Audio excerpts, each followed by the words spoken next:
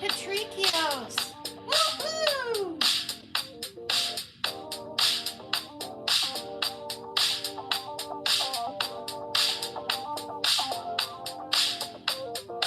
Getting my exercise.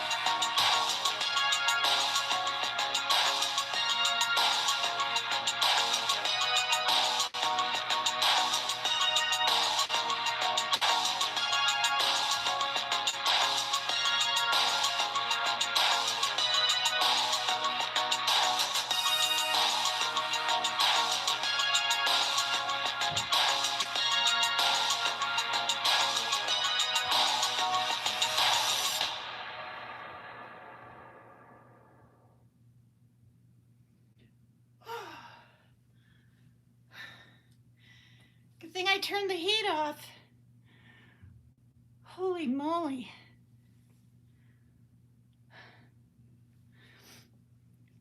These are all by Patrick Patricchio's. Holy cow. It's constant this on your heart. And I'm not a spring chicken anymore. I'm about the only one on the internet that's not afraid to say their age. Oh, God. Anyway, here's the next song by Patrick Patricchio's. Yeah, I'm all right. When it's quick and it's over and over again, and I'm not in a gym and I don't even walk very much. It's really cold here today, you guys, really cold. I'm dripping my faucets during the day, which is usually just at night. Here we go. Let's see, that one we just heard was called You Should. This one is Where We Want to Go. Thanks, everybody. Thanks for the compliments.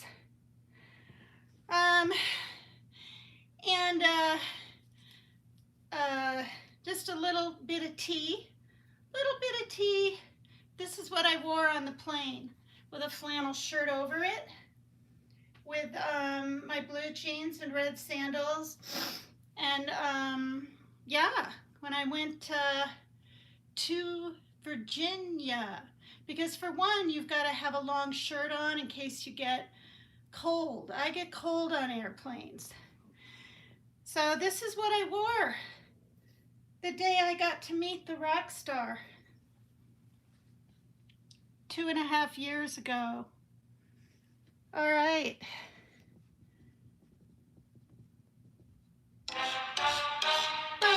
Oh, we just heard that.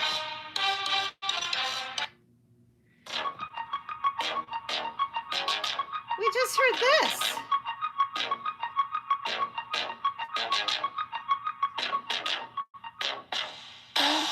Bum, bum, bum, bum, bum, bum. We just heard this.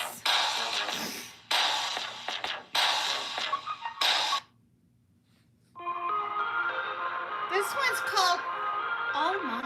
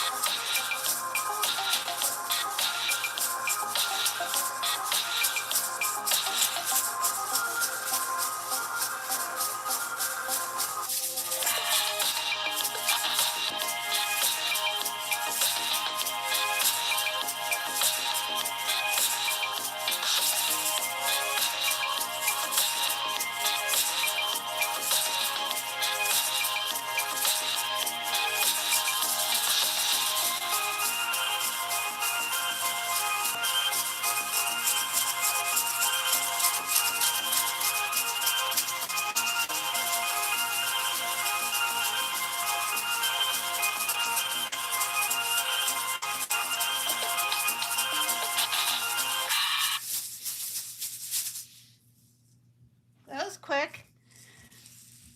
Where We Want to Go is this next one.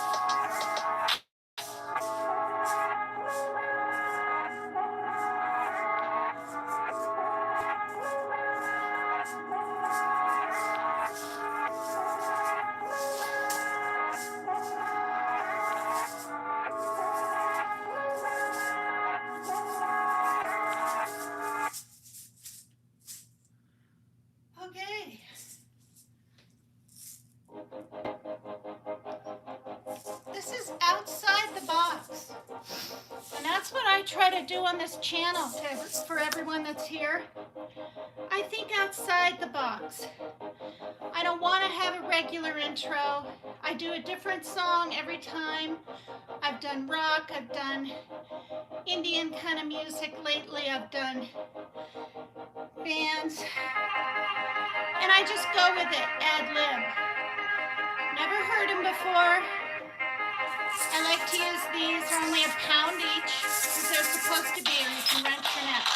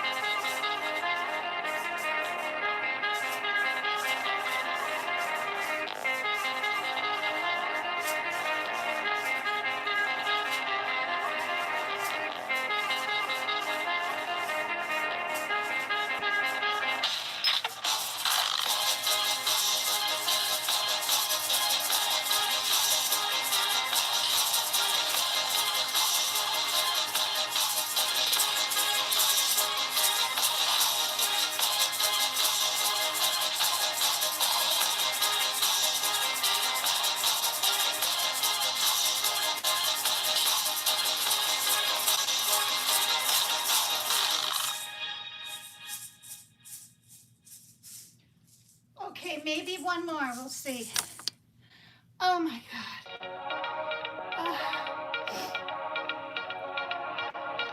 This one's called Broken. This is for, I'm going to dedicate this to the Minnesotans. Minnesota. Broken. All the people protesting out in the freaking freezing cold. You people down south have no idea what cold is. You don't know. I'm from South Dakota. I should know. Woo! Like my socks?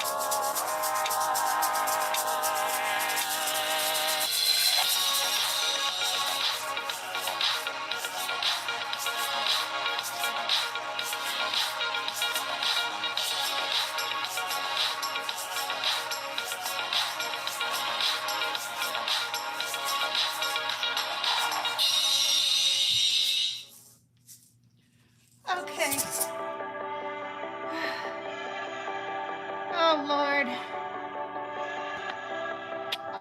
All right, just one since it started.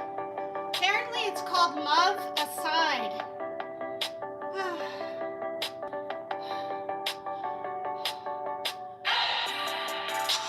Which could be fitting for me.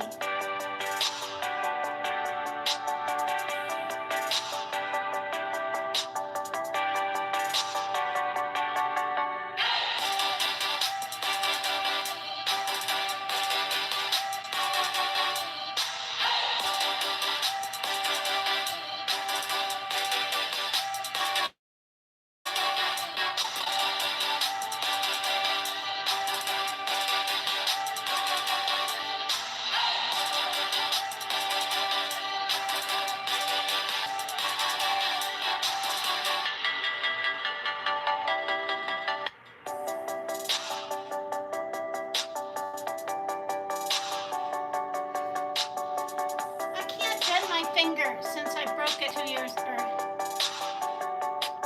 Had it slammed, almost broke off. I can't bend it. So when I dance, you'll notice I always have this finger out, don't I? Always. I can't bend it. Like this one.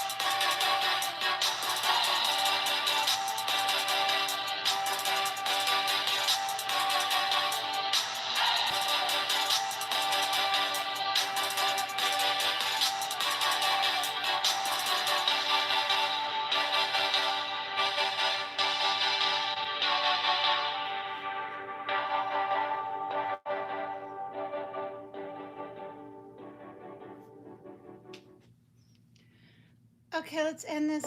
No. Okay. Oh my goodness gracious. Whew. Hot.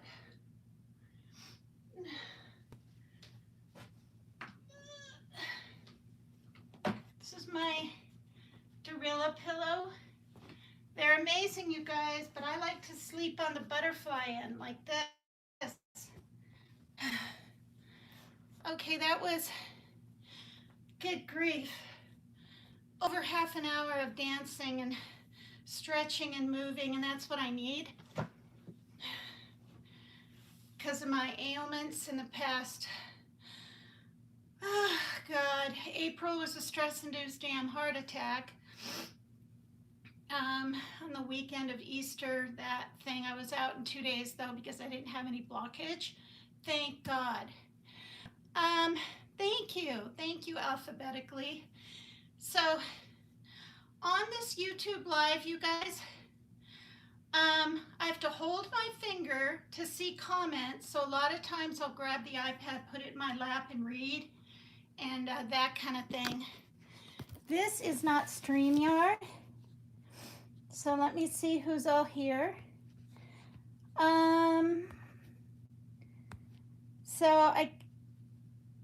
Oh, there's Mark T again. Hi, thanks for visiting over here. Brandon, oh, these tremors, you guys. Ola, hi Tina, you look amazing. Hope your day is well. By Creatively Inspired. Thank you so much, you guys. Van Life Bayou. So I'm new here. Popped in to meet you. Thank you so much. Thank you. Please hit the like, you guys, and subscribe to me if you're willing to. My goal is, I think I'm at 4,167. I only need 3 more, right? For 4,200. And my goal is 5,000. If you can help me get there, I'd so appreciate it. Um, yeah. Beautiful figure. Thank you, Robert Cangiamilla, 4316. Okay, van life is dancing too. Dance party. Okay. So he says that Van Life said, keep dancing, ma'am. Thank you, and have a great evening. Sammy Bumabee, get it, Tina. Thanks, you guys. Hey, sweets. A long time no see. Hope you and your family are doing well. That's what Sammy Bumabee said to Van Life Bayou. Um, Alphabetically 0075. Hello, with a bunch of exclamation points. Thanks, you guys. Meds kicked in? No, Wayne Parker, I haven't taken them yet today. I usually take them around 3, and that's just, my Zoloft, my antidepressant, and I've been on that since my son was 4, and he's 30. And, let's see, and then, my 2 blood pressure medicines and my cholesterol medicine and my vitamin, of course, and my baby aspirin. Thank you so much. Tina looking hot. HAWT. I like that. Hot. YTREQI. Grandkids in the next room with a laugh emoji. No, I'm not a grandma. They're grown kids, but they're not parents, so I'm not a grandma yet. That was tight. Catch your breath. How old am I? I'm 63. I'll be 64 in June. Thank you so much. I look like a spring CHX, chicken, chicks. You look gorgeous. Thank you so much. That's just so nice, because especially as you get older, you sort of relish in the compliments even more. Every year you get older, at least I do. Yummy, you look delicious. Oh my goodness, that's Steven. Thanks, Christina Logan. Thank you so much. You must be from the UK. You got your UK flag there. My skin looks flawless. Well, I have pretty good skin because I didn't smoke every day, but when I partied and drank, I'd have a few cigarettes, 5, 10 if I got really drunk. But that was mostly in my 20s and 30s, not so many in my 40s. And then I quit drinking and smoking in 2011. My nose is running a little bit. Love it. There's killing time. Hi, hun. She's from Nebraska, you guys. This is some decent get down music. Thank you, Alphabetically. I appreciate that because, it's definitely different, isn't it? It's not the norm. Let's see. Okay, Daniel Berry Sports is here. Hello. He or she, it could be, the wife using his avatar, or I don't know, but thank you for always being here.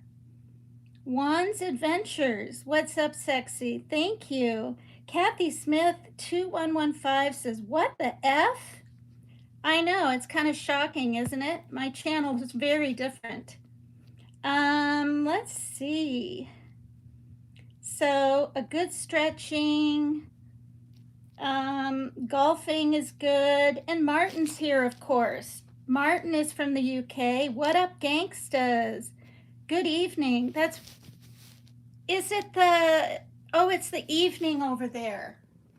I keep thinking, Martin, that, let me clean my camera. I keep thinking that it's the time. Excuse me, where you are. But that doesn't make any sense. It's like 8 hours later, I think. And I want to say thank you to the 48 that were up in the, what should we call them? We don't want to call them briar bushes. What other bushes are there? I can't even think. I don't like to just say bushes. We could say, because you guys, please, you should go over and check out our channel.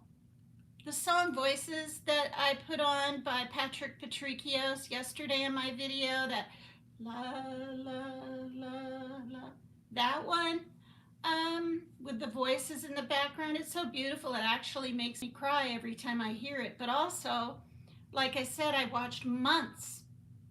I wanted to see once you start watching her videos, you can't stop, because she's called Irish Coffee True Crime. She's Irish herself, so you get to hear her beautiful accent and voice. She has incredible videos and pictures of Ireland to explain. She explains the vicinity and the towns and stuff in Ireland first, and then talks a little bit about the people involved in the either kidnappings, murders, just plain disappearances, really sad stuff. But she gets a lot of comments. She's up to, what is she up to? She's way up there now in subs, and she's amazing. Irish Coffee True Crime. And I recommend everybody that ever sees my channel to just go over and check one of her episodes out, and you'll be addicted. So anyway, I watched all that, and then her intro song is Voices. Oh my God. And then she has these, while that sad song is playing, beautiful / sad song, she has quotes of like a mom missing her daughter, or these quotes that come up on the screen. So everybody has their own really unique way of doing things, and I've been looking at Queen Bees lately, and thank you everyone, or whoever gave me that membership. Thanks so much. I'll visit over there when I can, when I'm 3 hours, well, I don't know where Queen Bee lives, but I'm in Washington State, so I'm 3 hours earlier than a lot of people that even watch my program. But thank you for the membership. That's really sweet. And I know you guys gave me one last time. I was able to get over there a couple of times. I did thank you guys. If even one person from Queen Bees hears this, I hopped in chat during her intro with her song, and said hello, and thanked everyone for the support the last 3 days. Oh, is she 2 hours from Illinois? Is that what you're saying? That's interesting.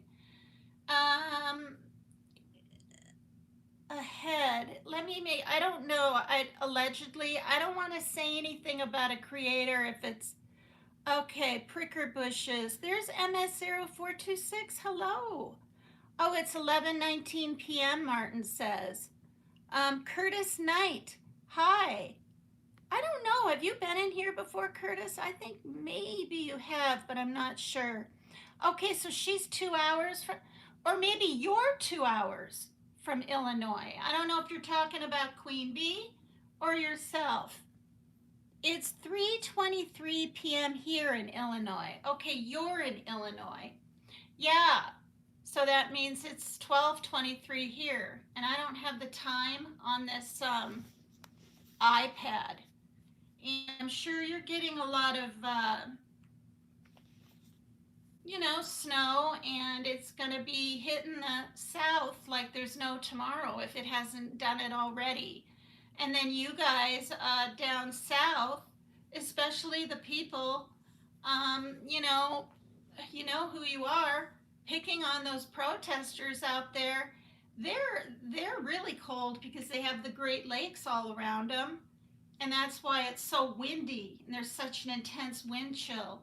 And for the first time, except like on, a movie in the Arctic or something, the very first time I ever saw a whole bunch of frozen icicle things on someone's beard in the protest was yesterday. That was shocking. So thanks for everyone being here. Um, and yeah, please check out, I want to say Irish True Crime all the time. It's not. It's Irish Coffee True Crime, her channel. And come in the chat sometime or write in comments and tell me what you think. Tell me if you like it. Tell me. Um, she does it to bring awareness to things. You can tell because she's from there. It's not a clicks and views thing. It's not. And if she messes up on something, she's called out on it. I noticed that too. She's very good at editing, redacting, whatever, making another video to make something more clear or correct. Her avatar is different now. The last time I was watching her was 2 years ago. I watched a few videos last night after I checked some other things out with the news and everything, and I have quite a bit to catch up on because she did a newer one 6 days ago. Her avatar is like a cartoon thing, kind of like mine, but she has red hair. That's all I know. The woman sounds like she's in her late 30s, so she's pretty young. I don't know if she's ever shown her face, but she's excellent, completely excellent.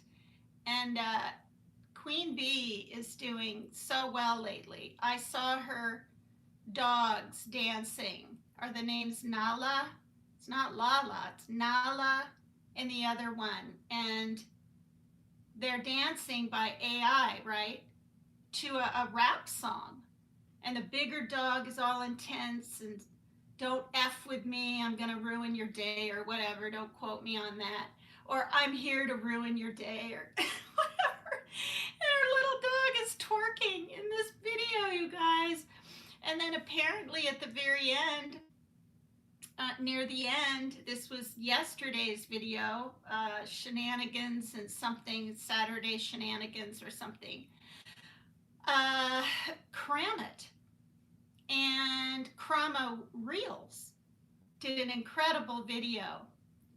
All right, and I'm just gonna say this. I hope you don't mind, Queen Bee, but dancing dildos at the end of this thing. It's sort of a dark humor, very suggestive.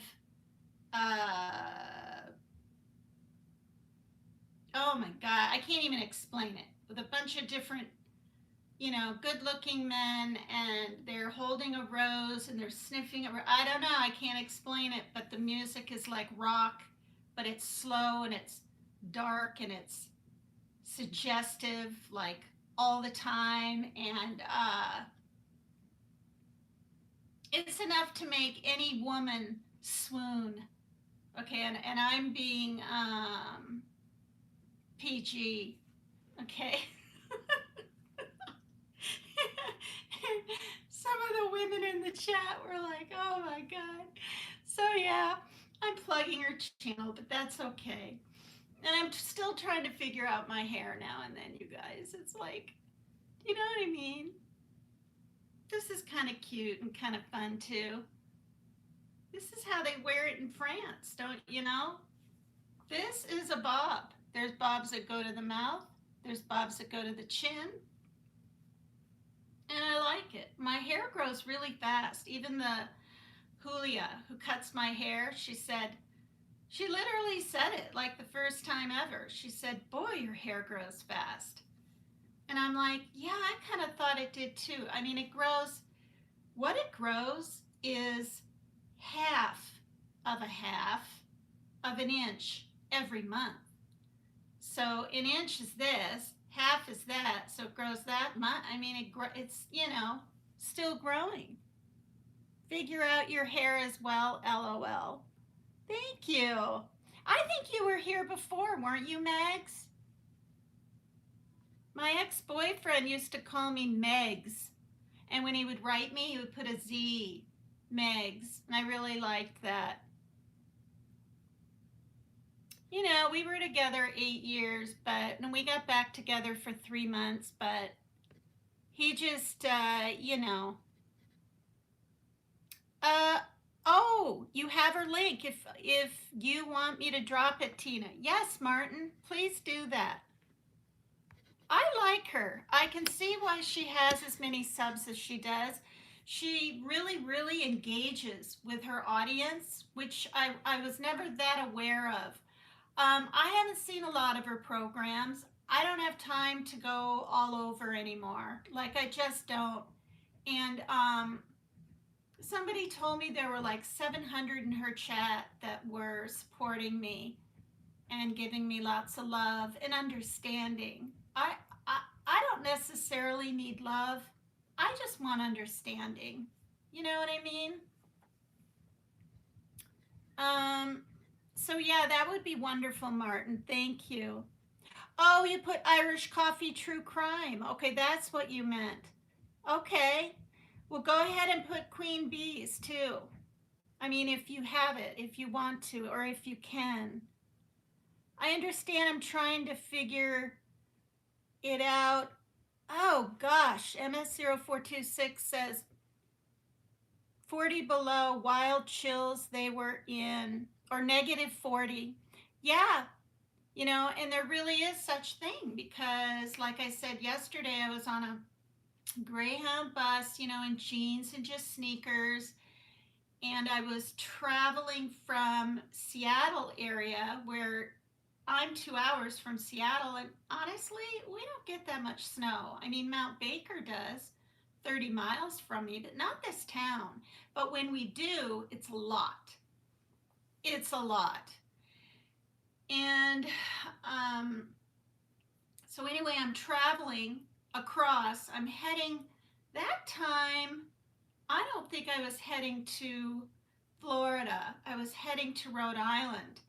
Anyway, a blizzard came in, and the bus driver told us it was 40 below, 40 below zero. And so if we wanted to go in and grab a quick sandwich or whatever, I also remember it was like 4:30 in the morning. And of course, by then I had no money. I think I left with like 20 bucks. Now, granted, this was back, um, I was like 27, so what is that? That's the 80s. That's the late 80s, I believe. And this guy, and he wasn't like pushy. He didn't try to kiss me or anything. He wanted to stay in touch. He was probably just a couple years older than me, and he kind of befriended me on the bus. And this is when I was, more trusting of anybody and everybody, because when you watch all this true crime and everything, it makes you kind of, I don't know, just think the world is more of a scary place. And for me, especially as I get older, I was getting sketched out in my 40s. When my daughter was born, and even my son in 1995, I called that number, lost and exploited children number, and they send you a packet of things, and you can put a piece of hair in a little bag. I mean, this is if they ever go missing. I did that stuff, you guys. I did. And then, you fill out paperwork, and I probably still have it. But that was then. Oh my gosh. If I had kids now, I just don't know. But of course, that'll never happen because my ovaries are the size of raisins. Yes, that's what I was told. So, all right. So anyway, this guy said, "Well, he said, I can't remember what I got. Like, I just can't. It wasn't some big meal. We only had 15, 20 minutes inside this little restaurant. I probably had a soda or something. Maybe a muffin or something. I just can't remember. But he paid for it. It was so nice. And then it was so weird. I don't know if they do this anymore. I'm doubting it. But they literally, he's on a Greyhound bus. And he's from Minnesota. I can't remember his first name, which is kind of sad, but I'm not going to make it up. I can't remember. And they stopped the bus near these railroad tracks. I'm not kidding. A Greyhound bus. And he got off. And I never saw him again. And I or heard from him. I'm pretty sure he gave me his phone number, and I probably just lost it or something. And I remember feeling kind of sad because he kind of took care of me for hundreds of miles. But he didn't make the moves on me. He wasn't rude. He wasn't pushy. Like, I'm not even kidding. Oh my God, I'm like almost getting emotional thinking about back how nice he was. And also, you guys, back then, we didn't have the little cell phones, where you can just, oh, did you make it home safe? Do you know what I mean? Kind of deal. So yeah, so, okay, so I'm going to show this. I know when I show this, my numbers in the briar bushes, whatever you want to call them, are going to go way down, maybe to 20. And that's okay because there's so many people for ICE and think they're just doing their job. Let me say it again. If you're a criminal, you shouldn't be here. Do I think Biden should have let thousands upon millions of people through all the borders in like that? No. There had to have been a better way, and we do have a problem. But it's U.S. citizens and people in the middle of seeking asylum, and people with no records whatsoever, or maybe a little infraction of a thing like a speeding ticket, or a little marijuana glitch of a whatever, like the German man that I filmed, or showed. Uh, that whole charge was dropped. It wasn't even his stuff at this party out on the lawn. And anyway, and he's married and he has a kid and our daughter, and he got arrested at the Logan airport and went through utter hell. And it was so stressful. He got the flu and he was really sick. So if you guys check that video out, that's pretty interesting. So I'm just gonna, my setup is just a stack of books. Here, I'll show you. We'll be transparent. A stack of books and a little teeny stand, and it seems to work. And I turn the lights off, and what this lady said on MS Now is what everybody's saying, but she kept asking the questions of Llvino instead of Bovino. That's my new name for him. I hope I don't get in trouble.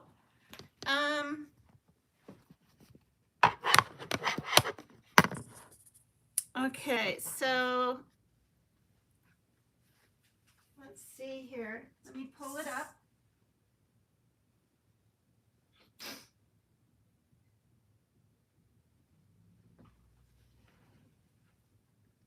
And let's do this. I have it all ready in history, so this should take just a few seconds. And we'll start with what I just talked about. Dana Bash presses Greg Bovino, but I call him Llvino, about video analysis that contradicted. So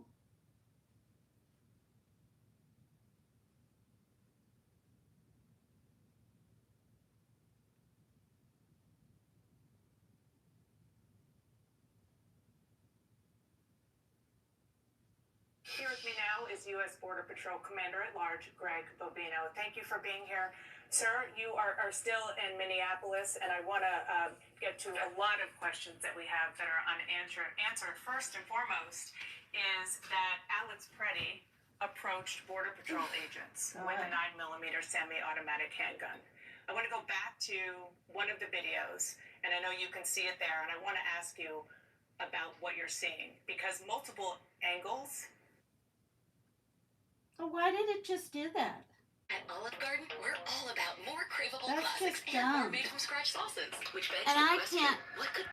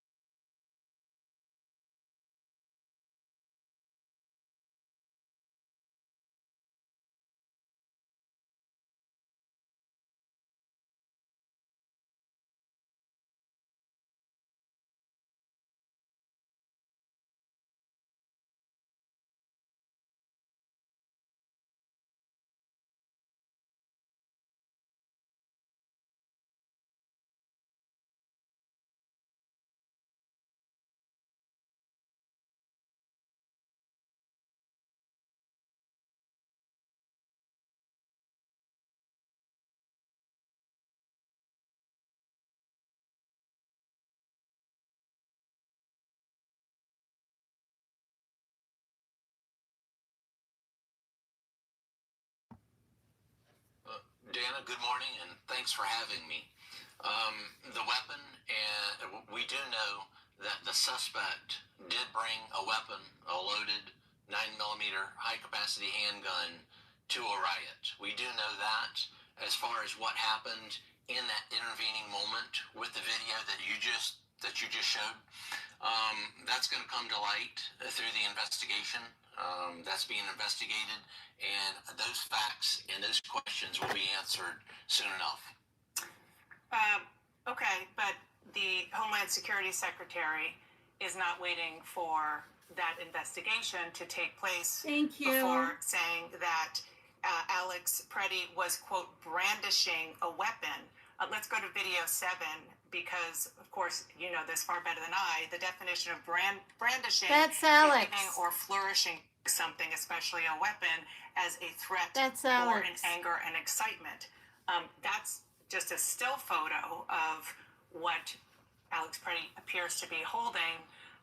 There is nothing that we have seen that showed him, as Secretary Noem said, brandishing a weapon. Have you, sir, seen something different to support what the Secretary said? Dan, I think what we need to take a look at here is answer the situation question. in its totality. What happened leading up to this situation?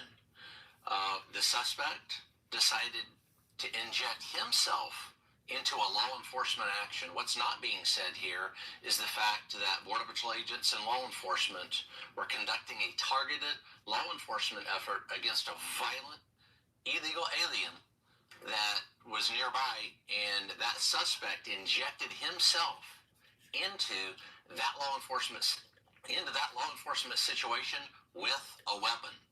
And what happened between when that situation first came about and the shooting, that's going to be investigated, and we're going to get to the facts of that. Well, you said yesterday that this looks like a situation where the individual wanted to do maximum damage and massacre law enforcement.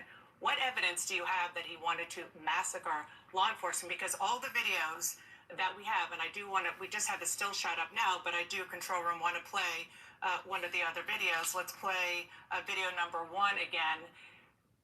It doesn't look anything like he's trying to massacre law enforcement. In fact, he was filming, and then it looked like he was trying to help another individual there who was pushed down by law enforcement, and then they went after him. In fact, I believe that the fantastic training that our law enforcement partners have, the fact that they're highly trained, prevented any specific shootings of law enforcement. So good job for our law enforcement in taking him down before he was able to do that. And again, Dana, let's look at why he was there in the first place. Was he simply walking by, just happened to walk into a law enforcement situation and try to direct traffic and stand in the middle of the road and then assault, delay, and obstruct law enforcement? Or was he there for a reason? Did he fall victim to that violent and heated rhetoric by a Mayor Fry, a Governor Waltz? Look, Dana, they're trying to portray Border Patrol agents and ICE agents as Gestapo, Nazi, and many other words.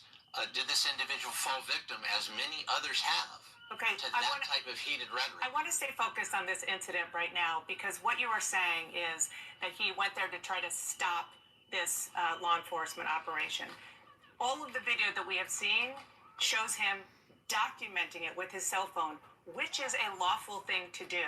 And the only time he seemed to interact with law enforcement is when they went after him when he was trying to help an individual who law enforcement pushed down. So where do you have the evidence to show that he was trying to impede that law enforcement operation?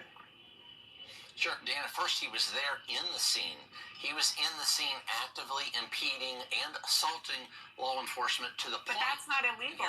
He wasn't Dana, impeding it. He was filming it, which is a legal thing to do in the United States of America. Dana, let's don't freeze frame adjudicate this now. He was there for a reason. And that reason was to impede law enforcement to what the point. What evidence do you have of that? And here's a good point, Dana, is the fact that de-escalation techniques were utilized during this action. Those de-escalation techniques, whether it was physically trying to remove them from that law enforcement scene, that active law enforcement scene in which law enforcement were going after a violent illegal alien, or the use of pepper spray, which is another de-escalation technique. Those techniques did not work. Officers always try to use the minimum amount of force necessary to either That's a lie. Arrest, which in this case was more than likely 18 USC 111, assault on a federal officer, or where did he assault? Obstruct. Where did he assault the federal officer in any of the video that you have seen? Because it looked to us from every angle, sir, that he was approached by them when he was helping another individual who was pushed down. What evidence do you have that he was assaulting any law enforcement? Dana, we don't need a suspect's help in an active law enforcement scene. When you say suspect, what is he suspected of? That's an active law enforcement scene. He knew that was an active law enforcement scene, especially when the officers approached him, and it's very evident he did not need to be where he was. So when somebody on his own to stay there. So when somebody is pushed down and a person's instinct is to help that person, when somebody's pushed down by law enforcement, you're saying that you just stand back and let law enforcement do what they're doing? I mean, is that really human nature? You know, Dana, every situation is different.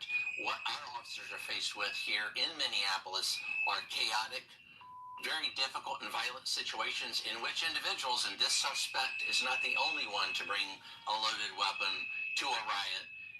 The situations are chaotic and ever-changing. Follow directions for law enforcement.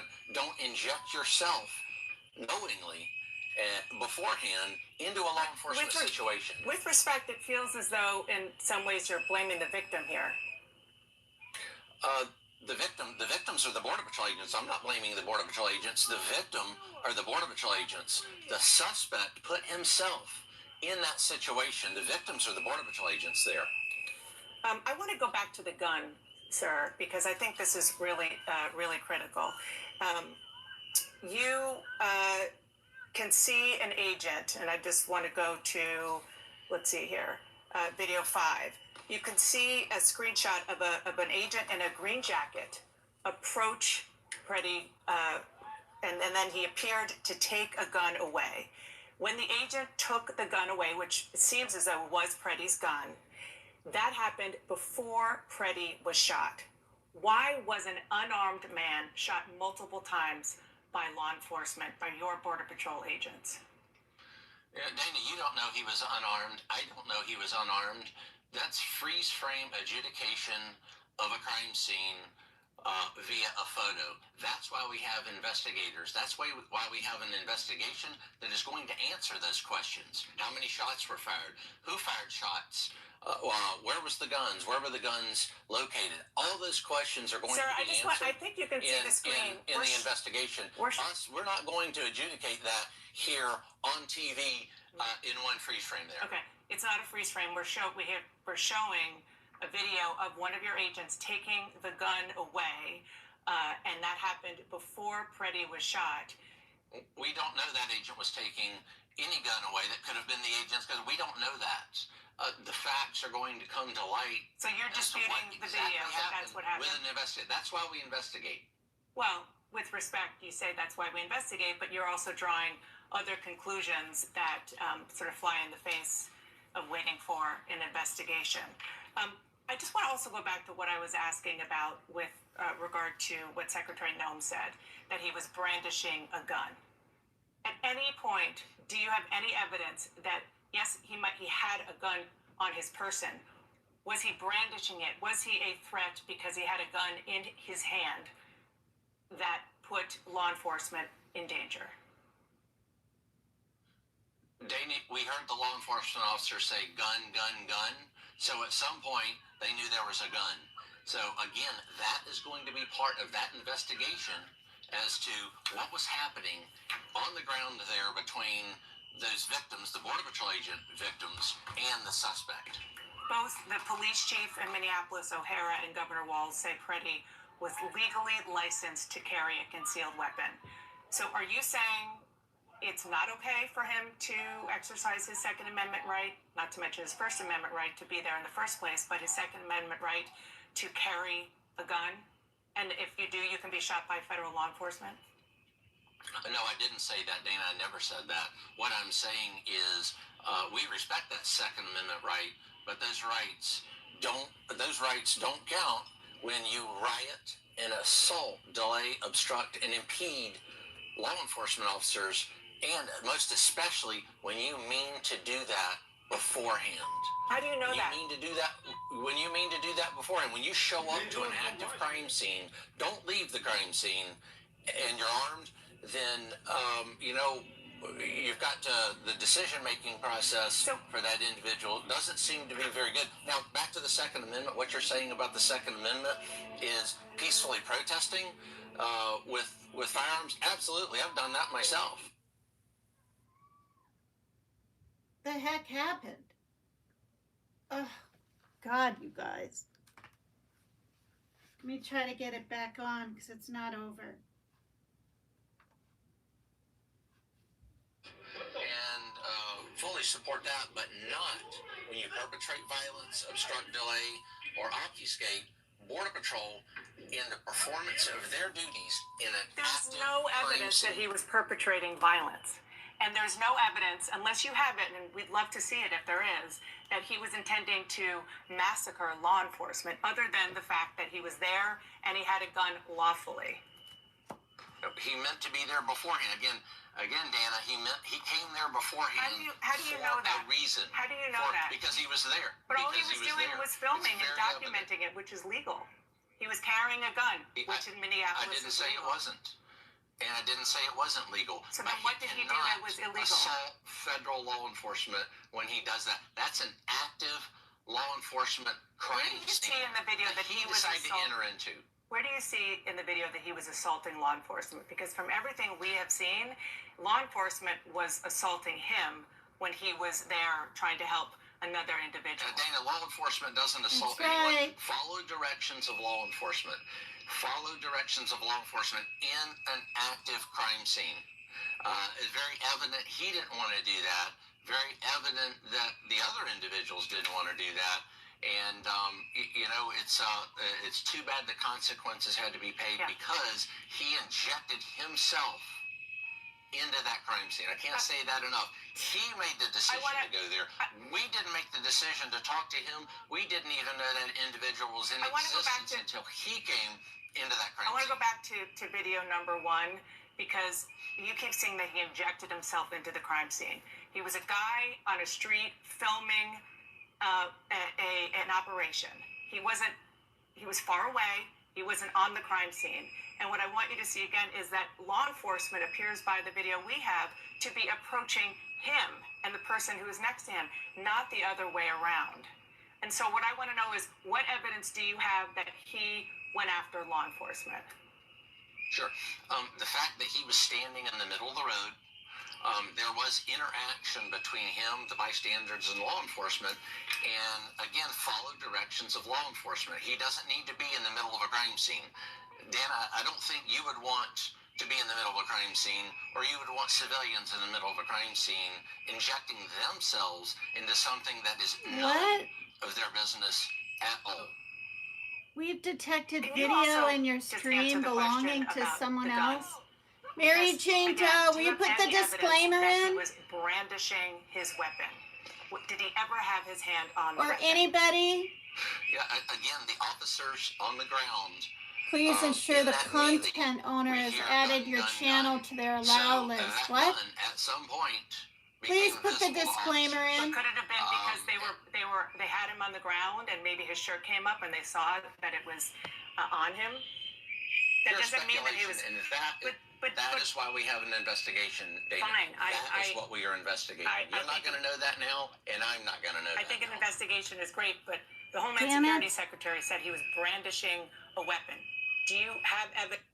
I mean that he was. And that is Why why we have an can't I get it to investigation, stop? Dana. That is what we are investigating. You're not going to know that now, and I'm not going to know that I think an now. investigation is great, but Why the can't Homeland I get it Security to Secretary stop? said he was brandishing a weapon. Do you have evidence that we haven't seen that he was brandishing a weapon? He brought a semi-automatic weapon to a riot, assaulted federal officers, and at some point they saw that weapon. So I do believe the secretary is 100% spot on in what she said. Seeing Why the would weapon. you bring a weapon and assault a federal officer if you did not have intent Okay. to harm or delay or obstruct that federal officer with a weapon? You keep saying that he assaulted a federal officer, but again, we have not seen evidence that that happened. It looked like he was on the defense, and again, he had a gun legally. It sort of feels like we're in the upside down, where we have law enforcement and conservatives who are very pro Second Amendment saying the problem was that he had a gun legally. No, the problem is, as I said several times now, is he injected himself. He put himself where he did not need to be. He put himself. He picked up that lady law enforcement from officers the in jeopardy ground. through his actions. These were his actions, not law He was enforcement trying to officers' get her actions. out of He had to harm's react to way an and pull her individual across the that street came with there for a himself. specific reason. And Fucking again, what that reason is, we're dumb. going to find more out about that in the coming days. I'll be interested to see what 3 his more reason minutes. for being there. What? While Border Patrol agents were arresting a violent, criminal, illegal alien doing their lawful, ethical, and moral duties in Minneapolis. That's the question.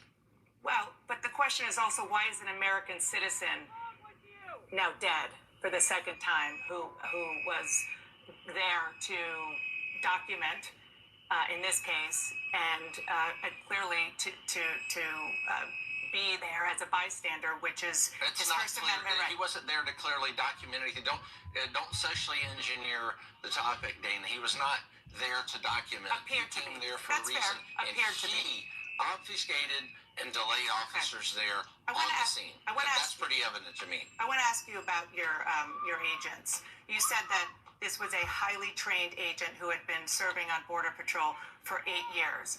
What was he trained for? Because these are your Border Patrol agents, and they're now in the interior of the country, in American cities. Was he trained in urban policing? Yes, all of our Border Patrol agents are trained in all You plan to for all continue. types of environments, Why including can't I urban turn this policing. off? This particular Border Patrol agent had 8 years with some specific skill sets there with both firearms and less Oh lethal my munitions. God. Also, let's take a look at the training and the environments that Border Patrol agents operate in. We operate in places like San Diego, California, Tucson, Arizona, New Orleans. All those have Is Border there Patrol anyone sectors. that can put the Detroit, copyright Michigan. disclaimer in We've chat got for me, Border pretty Patrol please? sectors in Buffalo, So this myth, and I saw this just last night on CNN, this myth that Border Patrol agents don't work in urban areas is just that. It's a myth. We're well adept at urban areas conducting that Title VIII immigration enforcement wherever we go. It doesn't matter if it's a desert or an urban environment. We're very well adept at doing that. Is the agent or agents, is it your understanding that more than one agent fired a weapon at Alex Preddy? Again, that's going to be part of the investigation. I'm not going to speculate on how many shots or who shot. Tried that 10 type of thing, because I times. don't know. Are the agents who were involved still on the job? Yes, they're these Border Patrol agents are going to more than likely be on administrative duty, but they What does were that mean? Border Patrol agents. Yes. What does that mean? So they'll be off the streets for a bit? Not in Minneapolis, they will, but only in Minneapolis. Here, they'll be at a different location. Okay. And before I let you go, I just want to button up one point that you were making about what Alex Preddy was doing there. Do you accept that it is the law that an individual has a right to film what law enforcement is doing? I believe that all citizens of the United States have those First and Fourth Amendment rights as long as they do so peacefully and don't delay, obstruct, or assault anyone in doing that. And that's the issue here, because he was not peacefully doing anything. All right. Oh my And just God. for the record, and we've seen this video multiple times from multiple angles, there was no evidence that he was doing thank anything God, other than Martin being peaceful Rowe. until the altercation began. Again, I look forward to seeing the other evidence in the investigation that you have. Thank you, because Martin. we do want to get to the bottom of this and do want to get all of the facts as they actually happened. Chief Llvino. Okay, because like, whoops, oh my God, he was off. Wednesday. Here's how. CNN Oh my reviewed video guys, of I 3 can't even angles get of it the shooting. turned off. There, okay. Now, The woman first can be seen in her car waving her hand out the window as 2 federal officers. okay, it is those 2 lines. I didn't know the 2 lines on the bottom turn this thing on and off. I was looking for the little triangle. This is what I mean. I've had a channel for 2.5 years and I'm still learning. Now, you guys, thank you so much for that, Martin.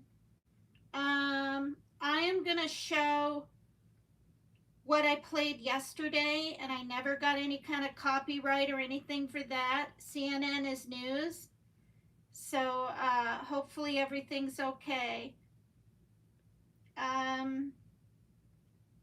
This isn't like anything you guys have seen yet.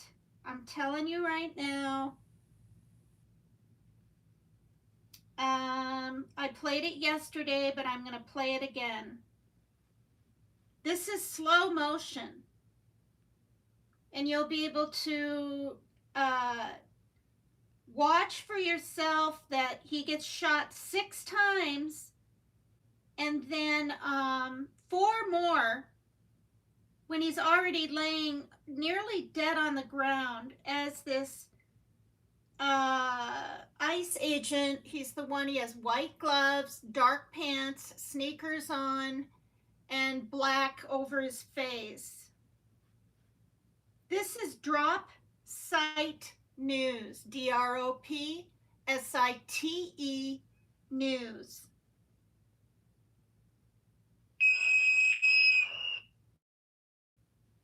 I want to try to make it bigger. Come on, come here, come on. Come here. It is. Wait, that's not even the dang beginning. Oh my God. Okay, here we go.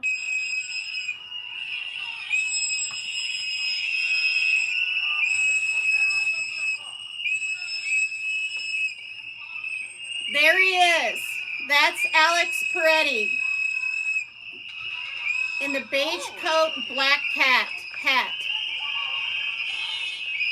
There he is, just waving traffic on, trying to film. Now I'm going to shut up. What the Trigger warning. Thank you.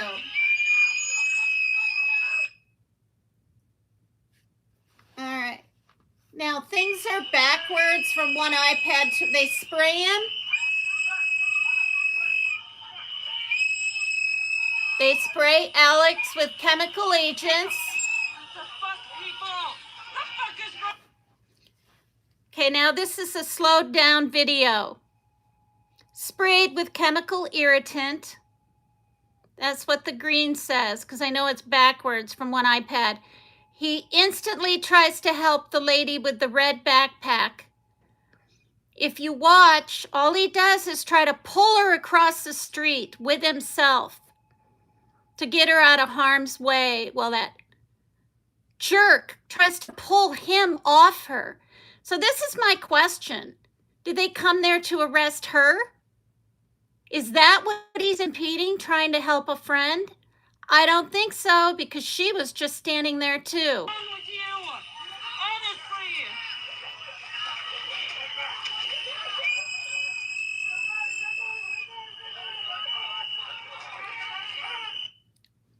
All right, now I'm going to just read the parts that are slowed down. This is for all the people that didn't see my video from yesterday. This is drop site news. There's nothing like it.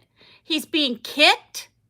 He's also being hit, see, by the flashlight right there? He's being smacked with a flashlight, and that guy with the white gloves on pulls into his pocket, pulls out a gun and shoots him.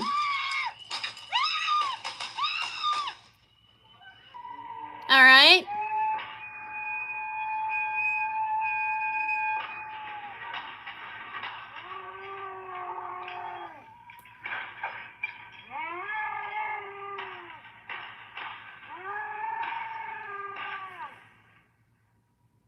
When federal agents fired at least an additional...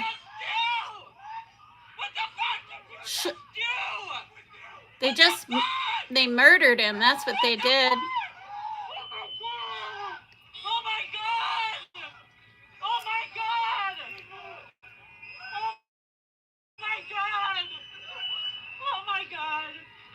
Oh my God! The fuck did you just do? The fuck did you just do? 26 seconds before a single federal agent Somebody call the ambulance. rendered him aid. Call the ambulance. Somebody needs to call the ambulance. Somebody call 911. I can't believe they just did that. Holy shit. Holy shit. Just get, come on. Come on. Oh my God, you fucking people, man. You're fucking killing us. Why would you do that? Oh my God, oh my God. I can't believe I'm seeing this. I can't believe I'm seeing this. Oh my God. Come on, come on, come on, come on. Come here, come on. Come here. It is. Oh my God.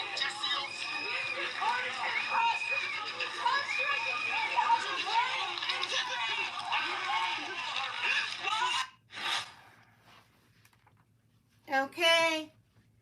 That footage came up in my email, and I went ahead and watched it, and I was shocked. I haven't even seen footage like that in slow motion on news channels, you guys. There's nothing like it. Apparently, he was shot 6 times at pretty much close range, and then the guy backed up and did 4 more. And I was watching the man that shot what he did after, and what first he stood in the middle of the road for a while, in a way realized what the heck he did or whatever, and then he walked up to the white car that was parked there and kind of stood by the door like he didn't know what to do. And I believe he walked quickly the opposite direction, away from the scene. I never saw him get in the car. Even though she moves her video to the left, two took off. Yeah, see, this is the thing, you guys. He was shot 4 times. How's he going to return fire? Okay? Not only that, he was sprayed with chemical agents twice. Twice. So, you people can go over to other creators' channels, and I don't just mean Dolly Vision, other people that are for ICE, and applaud and give them money and do all this stuff. You couldn't pay me, and I'm not even just saying this. You couldn't pay me $1 million because I have a heart to give people like that 1 penny. People that support ICE, this is why I call Llvino Llvino now.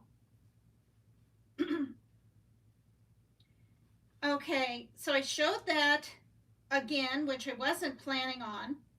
And now I'm going to pull up this person, what Padilla has to say.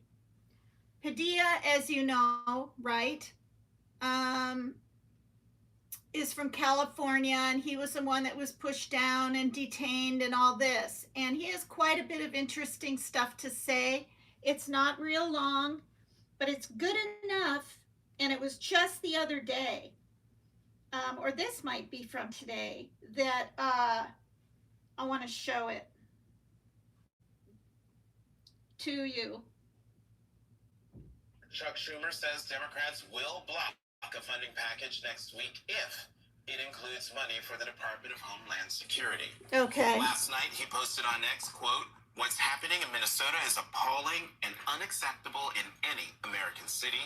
Democrats sought common sense reforms in the Department of Homeland Security spending bill, but because of Republicans' refusal to stand up to President Trump, the DHS bill is woefully inadequate to rein in the abuses of ICE."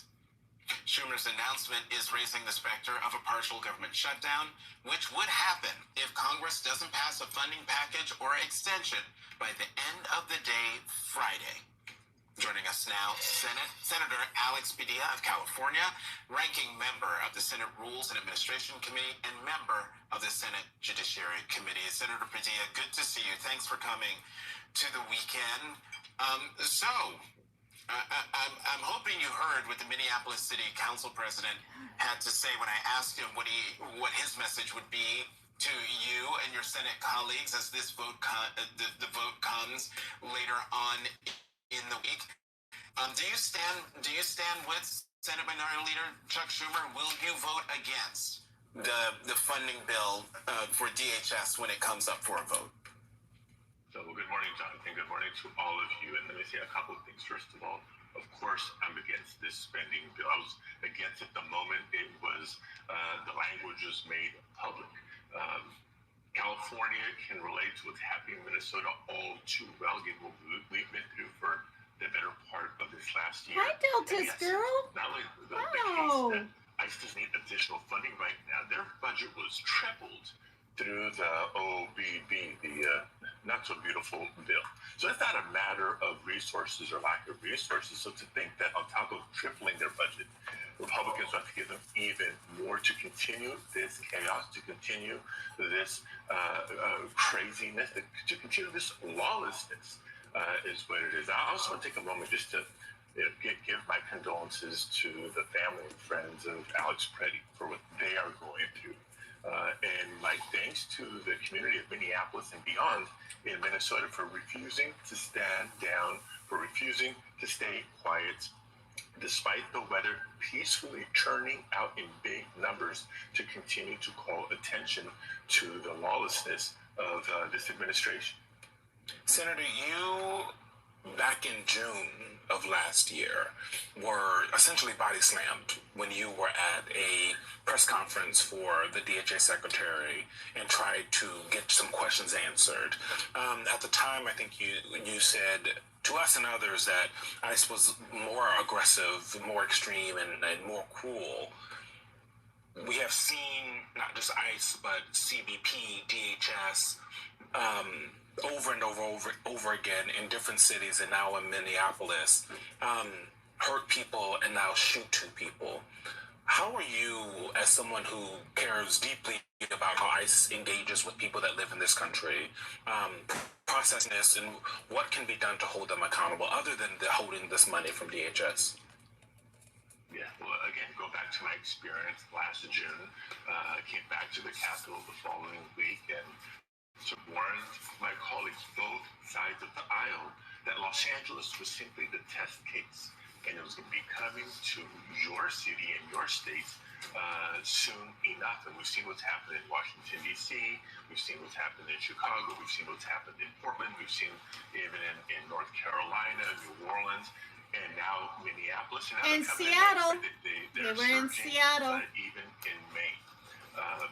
What started was slam first, ask questions later, to use your words, not mine, has become shoot first, ask questions later. Tragically, fatally, it's not just, see, here's what gets. They talk so much about the dangerous, violent criminals they claim to be going after. There's actually agreements with state and local law enforcement in Minnesota for those that are in detention, but that's not where they're going. They're going into communities, they're rounding up people who may be undocumented, but don't have a criminal history. Clearly, they're rounding people up who are lawfully present. They're not just shooting, they're killing United States citizens. And what's the administration's response? Oh, that you have complete immunity. No, that is not how we do things here in the United States. We have laws, we have a constitution. We need to have justice. We need to have accountability. And that's what this budget fight is. It's not just a matter of money. How can you, good conscience, continue funding a department without the guardrails and protections? Simple things like body cameras. Not just good for protesters, not just good for the general public. That's actually good for the safety of police officers as well. We need independent investigations. Anybody who's been in government for more than a year knows this. It happens at the local level, happens at the state level. If there's an officer-involved shooting, you need an independent review of what happened for purposes of accountability. Short of an independent administrative review, you bring in the Department of Justice, but we don't have that under Trump. We have, from Secretary on down, people just saying, yes, sir, whatever he wants. An informally independent Department of Justice has been weaponized. And so people need other recourses, and this is one of ours, to leverage their funding for some of these reforms. And speaking of the Department of Justice, and I have to say this, did you see that letter that Attorney General Bundy sent to Minnesota yesterday? Making demands, we'll withdraw ICE if you meet these two conditions. The biggest one of them is give us your voter rolls. Really? This was never about public safety. This is all about rigging the election and trying to stay in power. Senator, you just laid out some very specific and nuanced ideas, but this is an administration at the end of the day that speaks in extremes. Something that Minneapolis City Council member Jamal Osman just told us really resonated with me, which is that protest is the only thing that we have left. And when I think about that and apply it to the diminished power of Congress, one of the only tools you all have left is to shut down the federal government. Do you think that Democrats should shut down the government, even if the DHS funding bill is separated from other government funding bills, until the administration either pauses ICE operations or withdraws them from American cities? Look, to be honest, that's a question for Senator John Thune, the leader of the Senate, and his. We're not going to let you off the hook with that answer. No, look, I'm in whether it's one package of the 6 pieces or DHS is separated. We can't fund the Department of Homeland Security without changes to how they are operating, period. The stakes couldn't be any higher. What more do we need to see? More U.S. citizens being killed by ICE, more workers at Veterans Administration. That's what Alex Petty was. He was a nurse at a VA hospital. He was a United States citizen, helping people throughout his life, helping people through his career, helping people until his last breath. How much Outside more of do the we need power, as Americans and as Congress for Republicans to do the right thing? but outside of the actions of the Senate Majority Leader, should Democrats use your power to shut down the government until something can be done about ICE? I think what this week is us using our power, a unique point of leverage, to demand changes and reforms. Again, not just dollar figures, but policy and protocols to try to rein in what's happening on the street. So we need to exert, this is all of us now, legislative power when we have it, legal power through the courts. When you have a federal judge having to direct the administration to not destroy evidence, that should go without saying. But the times that we're living in, and yes, protesting is people power, and the biggest leverage that we have is the elections this November. Oh gosh. So I wanted to play that because, you know, California, as we all know, was the first state that really got it.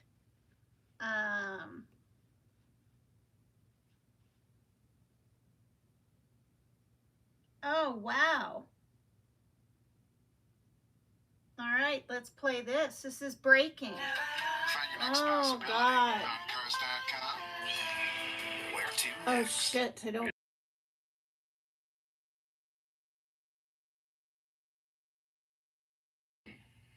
everything that's happened, I hope everyone's taking away a picture of us again.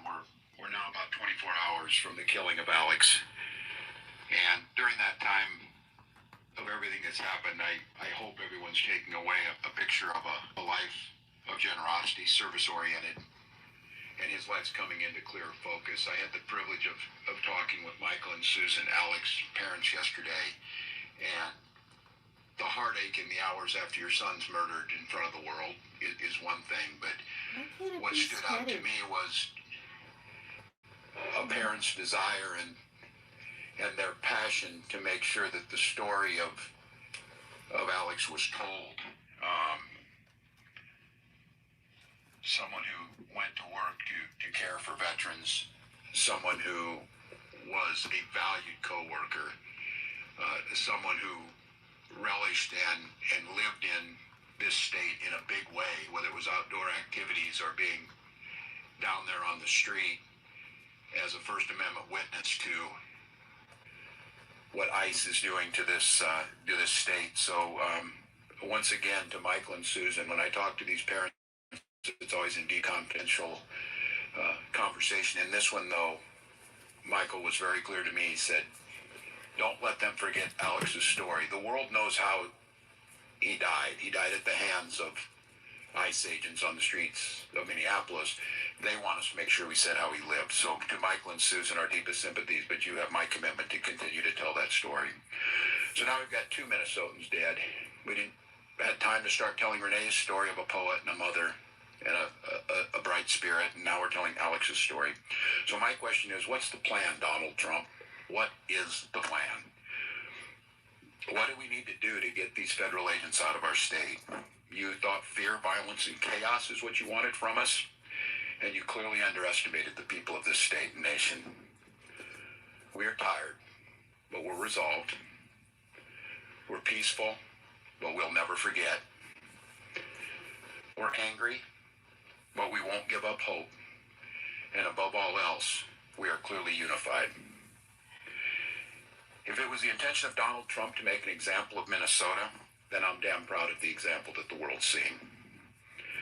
We believe in law and order in this state. We believe in peace.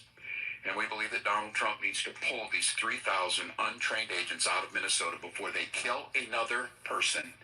And we're up here telling another story of a Minnesotan just trying to live their life without the interference. It's going to happen. Mark my Americans words. who are watching this right now, and I don't know, maybe you're watching it with curiosity, bewilderment, horror, scorn, or sympathy.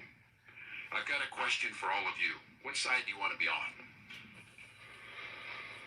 The side of an all-powerful federal government that can kill, injure, menace, and kidnap its citizens off the streets?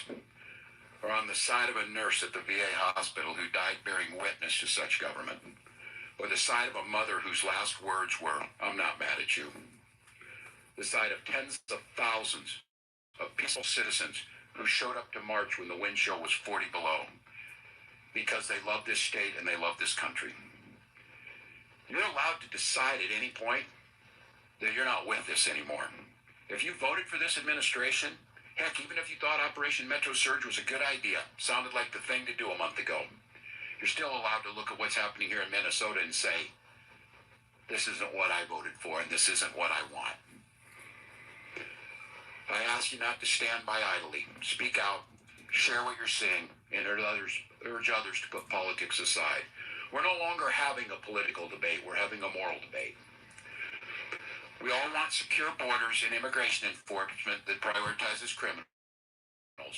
And I want to thank the press, especially the local press, who has done a deep dive to show that's exactly what Minnesota does. But what you're seeing is not common sense, lawful, or humane enforcement. That's not what this occupation is about.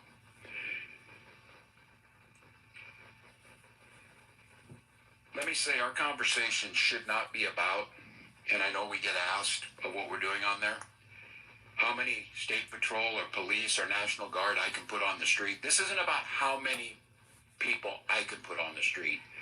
It's about how many of these people, these ICE agents and whoever else was thrown into this unholy mess, how many Donald Trump can get out of here. Minnesotans, you've won the hearts and minds of people across this country, and you've done it through your peaceful, resolved defense of your neighbors and the Constitution. So once again, Minnesotans, stay peaceful, stay safe. Change is coming and we can feel it. But this fight still goes on. And I'm just glad today to be joined in person because it's someone who's been at the side of Minnesotans throughout this and through every other thing we've gone through over the last 7 years. Someone who we describe as the people's lawyer, someone who is fighting this battle for the Constitution, for the safety of Minnesotans in courts every single day. I want to give this over to Attorney General Keith Ellison to talk a little bit about what's going on with the state on some of the lawsuits and what our expectations are in the coming days. Attorney General. Thank you, Governor. Will you guys hit the like Governor, for me, thank you please? For your excellent leadership during this very, very difficult time. It's unprecedented time, Governor, because quite honestly, there's never been a deployment of immigration agents this size in the history of the United States. There have been times in American history where they've deported a lot of people, but a concentrated deployment of ICE agents in one state in one period of time is unprecedented. And therefore, there's no playbook. And therefore, nobody knows exactly how to deal with this situation, but it is unique and particularly puzzling, given that Minnesota does not have the highest immigration in the United States, given that Minnesota has a very, very professional community of law enforcement and professionals who are taking care of the safety of our state, given the fact that the Department of Corrections, pursuant to state law, hands over people who ICE is looking for and they have proper paperwork for. Given all of that, this is a very curious situation and would reasonably lead someone to ask why. So let me talk about Alex Preddy. Alex Preddy was a nurse at the VA. I happen to have a son who's 31 years old who spent 5 years in the United States military as a combat medic. But toward the end of his deployment and the end of his service, he wanted to go into nursing, and so he did. And ended up getting an RN degree and works in the healthcare system here in Minnesota. And when he was at work today and last night, he said, look, my colleagues were crying and in tears. And they took this hit to one of their own very personally.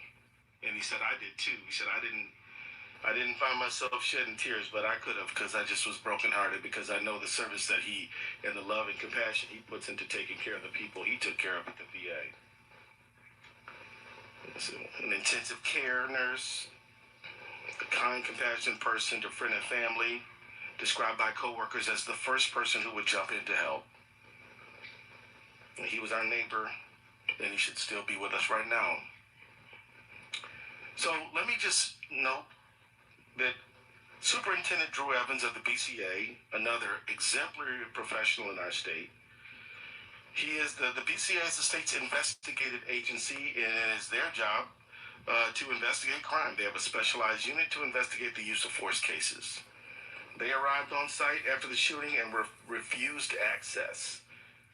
They then secured a judicial warrant, a warrant signed by a judge, which has never been needed before, and were still refused access. This is uncharted territory. Good grief. Now, friends, this comes at the tail end of other offenses, like a shooting in North Minneapolis and another homicide in South Minneapolis, Renee Nicole Good, where they also were denied access to the scene, and investigators are, to this moment, still being denied access to the investigative file. This is not a rash decision for us to go to court and to seek a temporary restraining order from a judge to preserve evidence and prevent the destruction of evidence. I don't care if you're conservative, liberal, or whatever, but you should at least be in favor of conserving evidence in a homicide. And to have to go get an order from a judge to preserve that evidence is extraordinary and should alarm everyone who believes in equal justice under the law, and who believes that every person, no matter how this case ultimately is resolved, deserves to have their case investigated to get to the truth of what happened. This is an extraordinary moment in an unprecedented time, and we're doing all we can to step up to that moment. My office represents the BCA and joined the Hennepin County Attorney's Office in a lawsuit last night, as you know, and we moved to prevent the destruction and or tampering with evidence related to Alex Pretty's shooting. And this includes any evidence the federal agents took from the scene of the shooting, preventing the state authorities from inspecting it. We've never had to do anything like this before. Never before. We filed that motion last night and for a temporary restraining order asking the court to take immediate action to preserve the evidence. And last night, within 2 hours of the filing, a judge granted the motion. The Department of Homeland Security and the federal government are now enjoined from destroying or altering evidence related to yesterday's shooting. The fact that anyone would ever think that an agent of the federal government might even think about doing such a thing was completely unforeseeable only a few weeks ago. But now, this is what we have to do. As we said in our filing last night, the irreparable harm we would suffer if the federal government were allowed to destroy evidence is so weighty that any harm to the federal government does not even budge the scales in a court balancing of the scales. It's imperative that we preserve as much evidence as possible so that the state investigators are allowed to access the evidence to ensure a fair, thorough investigation. And I will say, I've heard not one single law enforcement or investigative agent in the state of Minnesota say that they won't share information with the federal government. I've heard quite the opposite from the federal government.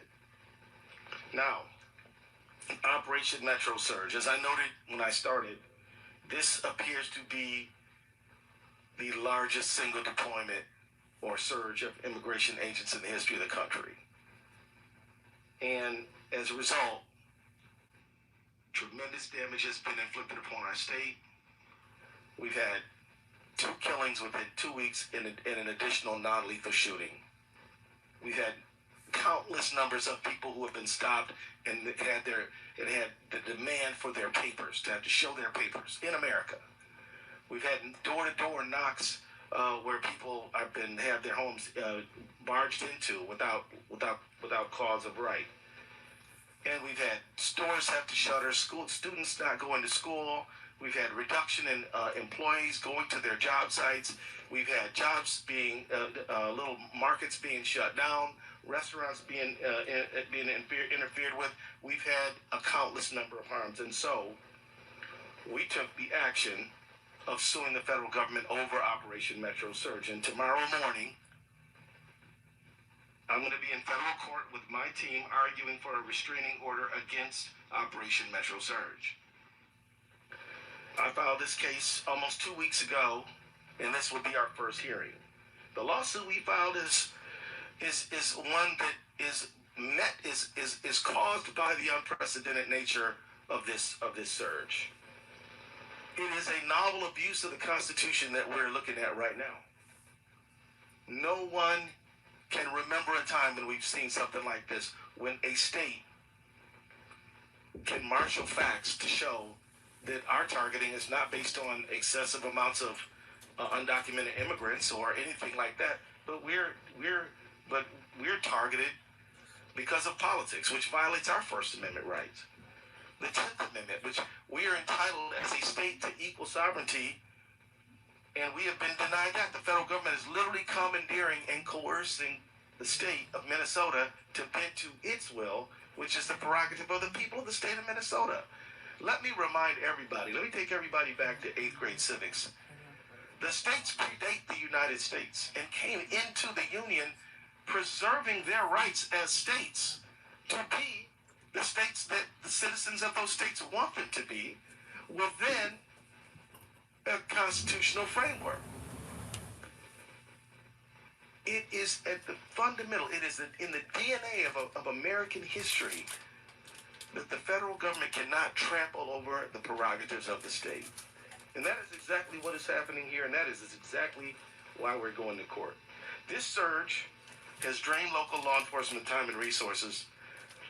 Jacob Fry, if he were here, could tell you that they've spent north of $2 million on overtime responding to ICE.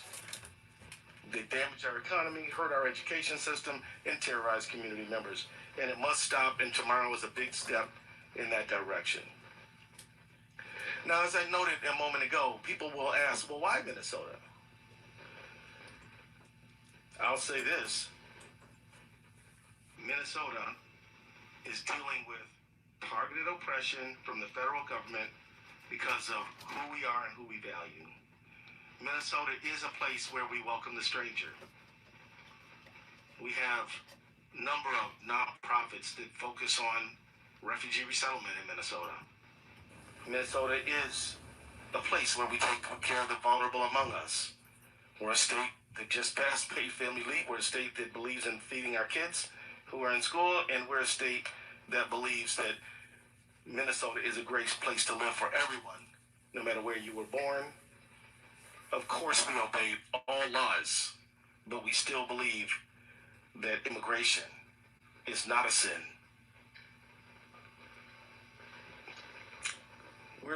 They're coming after our state, in my view, because of what we stand for, because we voted 3 times in favor of somebody not Donald Trump, which he has publicly said he resents deeply and believes is not even true. I can tell you it's not about fraud. Because if he sent people who understand forensic accounting, we'd be having a different conversation. But he's sending armed, masked men. This is a pretext, and it's not supported by the facts at all, which has brought us to court challenging the justification that the president has offered. For those watching around the country, I would submit to you that just as Portland and Chicago and LA were precursors to Minneapolis, Minneapolis is a precursor to a whole lot of other places that they have their eye on right here, right now, including Maine and several other states. They're in Maine. If we don't stop this behavior here, it will only expand, and it won't be good for anyone in our country. Minnesota stands strong, and I want to join Governor Walz in my just pride in being a Minnesotan. No football game victory could ever make me feel as good about our state as I do about people standing up, helping their neighbors, engaging in mutual aid, giving each other rides different places, making sure that there's enough groceries, protesting, using their First Amendment rights. This state has a lot of spirit. And Minnesota Nights is a real thing. I wasn't fortunate enough to be born in Minnesota. I was born and grew up in Michigan. And I can tell you that this state has a lot of nice people.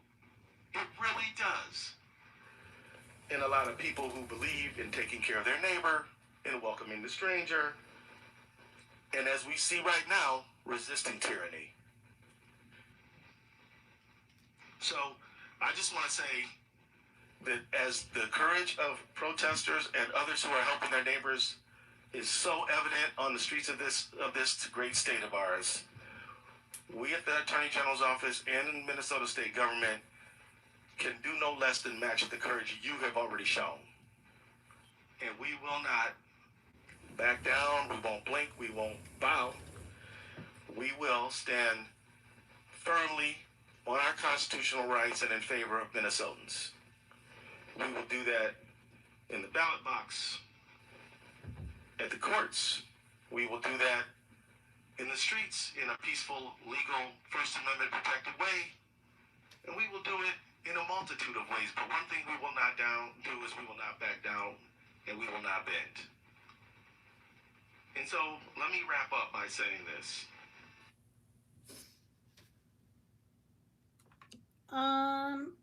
Okay.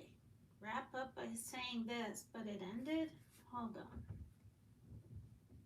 Switch to TurboTax. Oh my god, now we got this flipping commercials. Flight 228.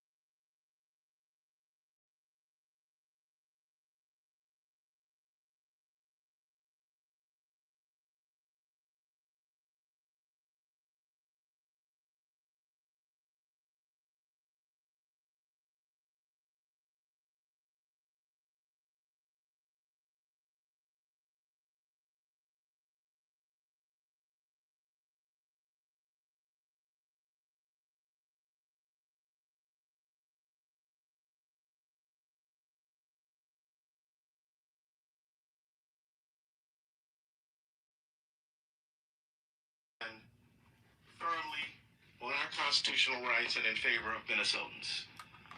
We will do that in the ballot box, at the courts. We will do that in the streets in a peaceful, legal, First Amendment protected way. And we will do it in a multitude of ways. But one thing we will not do is we will not back down and we will not bend. And so let me wrap up by saying this. We will never forget Alex Preddy. We will never forget Renee Nicole Good. And we will never forget any of the Minnesotans who have suffered so unjustifiably in this time. Minnesota is a great place. That is why I believe we've been targeted. But it's not going to work. And we'll be in court tomorrow arguing for the rights of every Minnesotan to stand up and be the generous, courageous people that we are. Thank you. Thank you, Attorney General. We'll be glad to take some questions, folks. Tom? Walls, you got a letter from Attorney General Pam Bondi making several demands, I guess you would call them, regarding sanctuary cities, regarding fraud and voter rolls. Your response to that, and is there anything you can do to meet the Trump administration at least part of the way to try to turn this temperature down? Well, first of all, it's not a serious attempt, and the Attorney General send that in. I would thank the local folks and Commissioner Snell. Thank you to you and your team over there.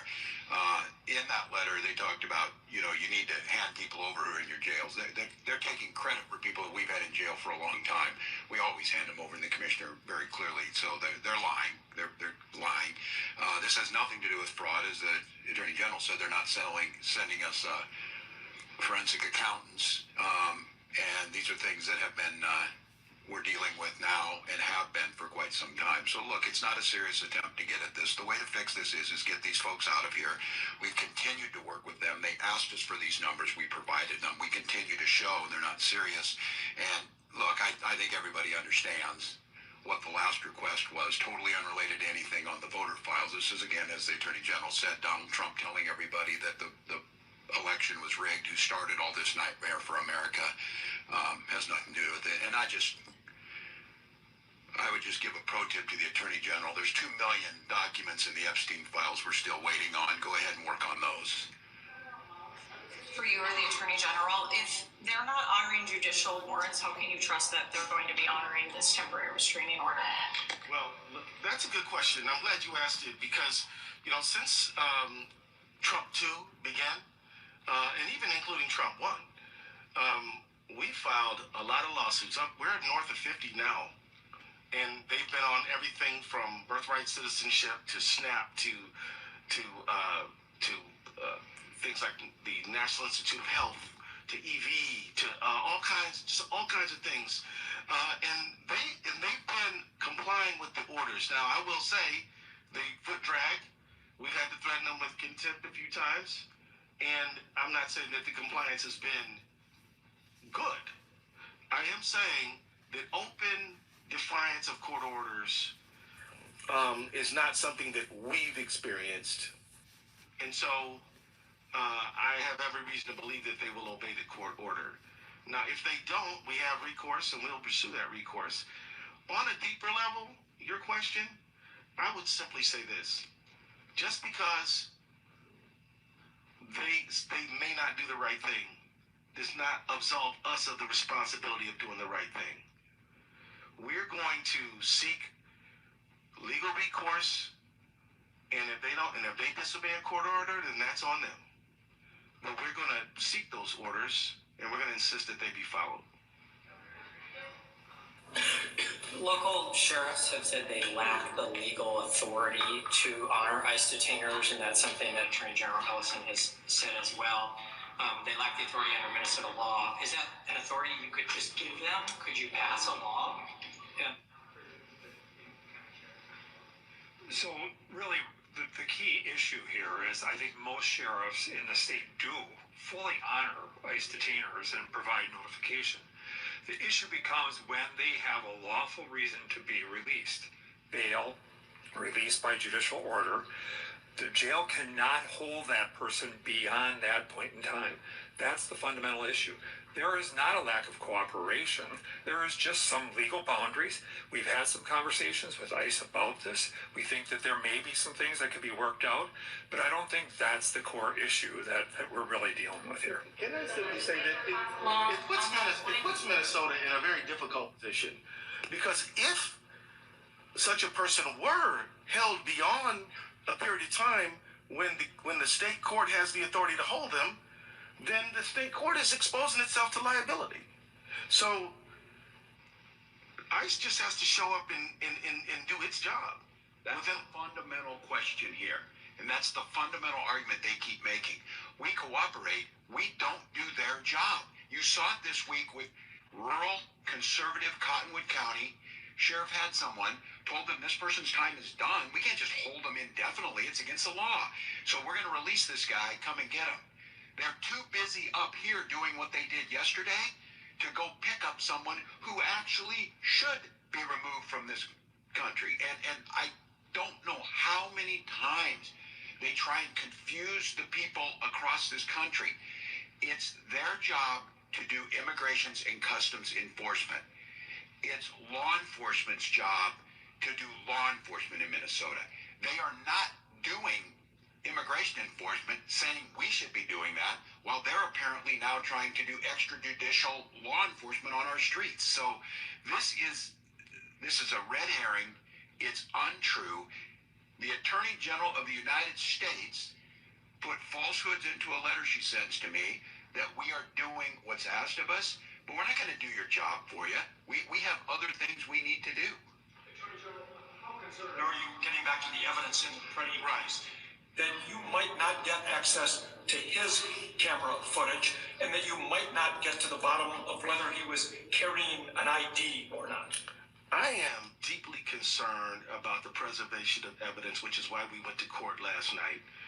But I have faith in Judge Tanzru's order that it will be followed, and I can tell you that Minnesota officials are going to do everything we can to get to the truth.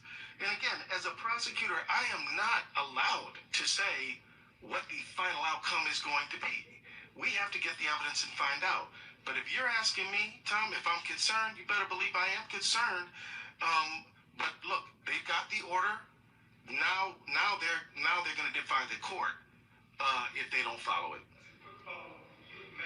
Vice President Vance, when he was in town on Thursday, I understand. I did. Can you tell us about what the tenor of that meeting was? His goal was to turn down the temperature. 2 days later, there was the shooting. Well, I guess it didn't work, huh? I mean, look, here's the thing. Governor Wallace and I were in Congress together for 12 years before both of us went to go serve in state government. We're used to talking to these folks. Why not see if there's something that can be arrived at? I can tell you that it was a polite meeting.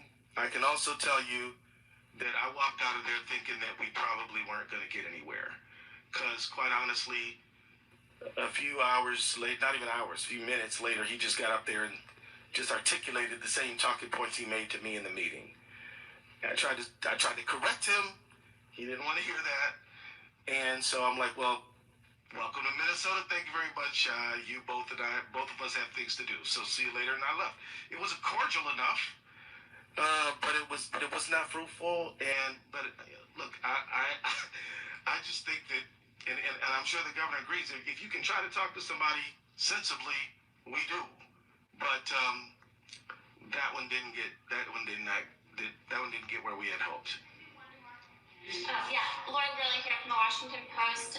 Do you know if the federal agents who were directly around Freddie during the time of the shooting are still out on the street in the Twin Cities or anywhere else in Minnesota? Any of them?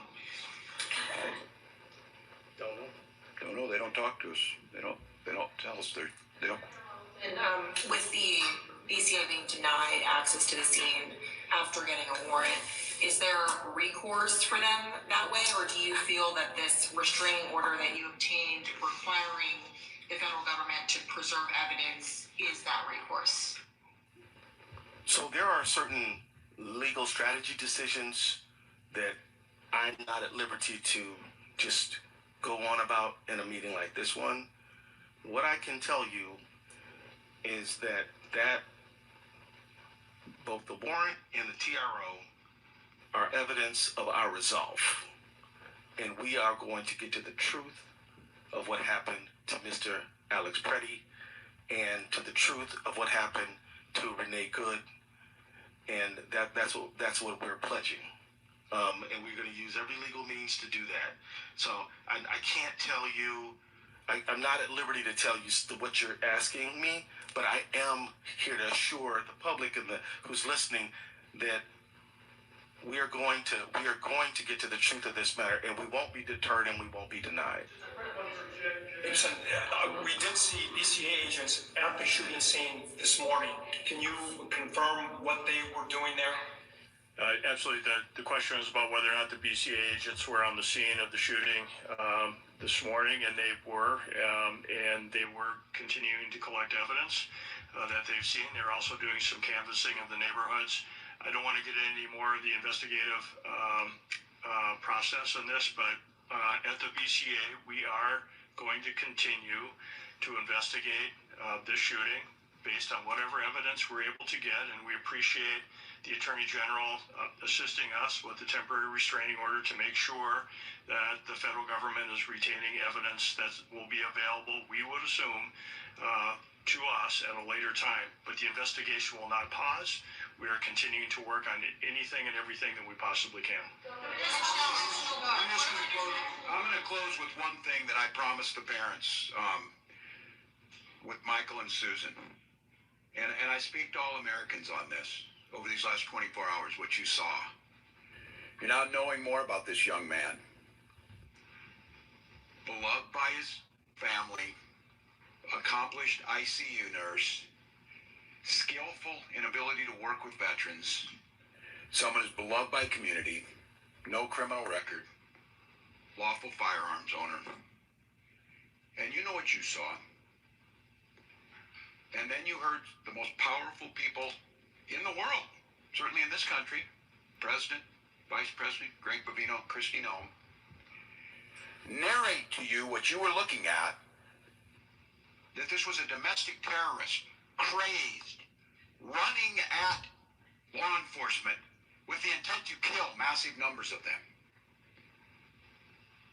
sullying his name within minutes of this event happening, and then closing the crime scene, sweeping away the evidence, defying a court order, and not allowing anyone to look at it.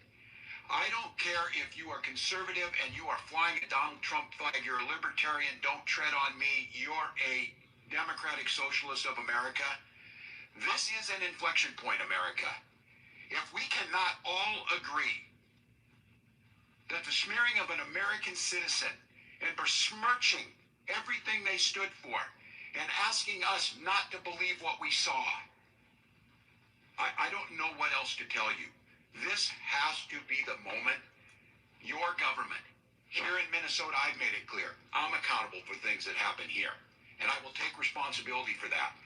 Someone has to be accountable.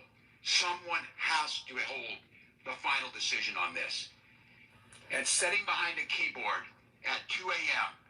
and besmirching a VA nurse and a son and a coworker and a friend is despicable beyond all description. This is not, we need to see both sides. This is not, we need to wait for this. This is basic human decency. And at this point in time, I'm just asking, try for a moment to set aside the political side of it and go back and ground in the humanity of this. This family has gone through enough, and to have the most powerful man in the world drag their dead son with absolutely no evidence and gaslight the entire country, this is enough. And I would say, President Trump, you can end this today. Pull these folks back. Do humane, focused, effective immigration control. You've got the support of all of us to do that. Let our law enforcement continue to do what they do, making Minnesota one of the safest states in the country, one of the best places to live. Allow our children to go back to school. We have got children in Minnesota hiding in their houses, afraid to go outside. Many of us grew up reading that story of Anne Frank. Somebody's going to write that children's story about Minnesota. And there's one person who can end this now. And I'll go back to it again. Please show some decency, pull these folks out, reset this situation, and allow us to do the job that the Attorney General, myself, were elected to do, protect the people of Minnesota and carry out the laws of Minnesota. We'll be back with you when we get more. Oh my gosh, you guys. That's the first time I've seen that. That's the first time I've seen that. Thank you to the people, still in the bushes and people in chat. That was so intense. I don't think I'm going to chit-chat with chat even. I'm going to end my live.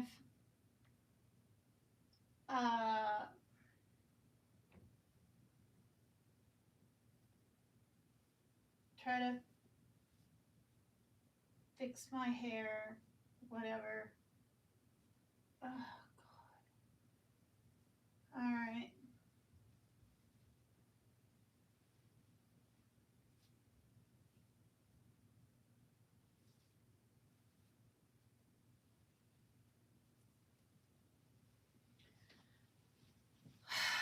I got cold. You guys like my sweater? Isn't it cool? Look at that. How many sweaters have a flared bottom thing? It ties. It's a dark gray. Anyway, I hope to God, it says on the bottom here, heads up, we've detected video in your stream belonging to someone else. Your stream may be temporarily blocked. If you plan to continue, please ensure that the content owner has added your channel to their allow list. So I'm going to hit the blue thing down here and attempt that. I don't even really know what to do. Hi, ADHD. Hello. And hello to everyone else that was in chat. That I didn't see, that I didn't say hello or comment to. Sorry about that. I didn't want to talk and be all boisterous in the background and objective and all this. I wanted people to just see things for themselves on this. And you can make your own decision if you think that was okay yesterday.